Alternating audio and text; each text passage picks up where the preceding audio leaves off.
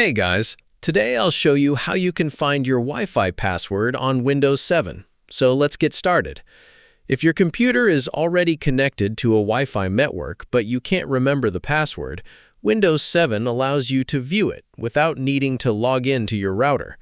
This is useful when you want to connect another device to the same network or simply save the password for future use.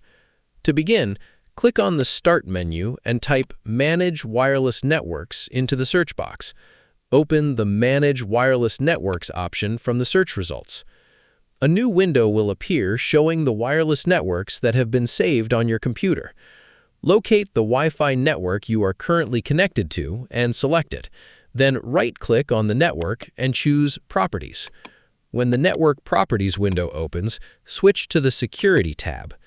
Here, you'll see information about the network security settings, including the encryption type and the network security key. The password will be hidden by default for security reasons. To reveal it, simply check the Show Characters option.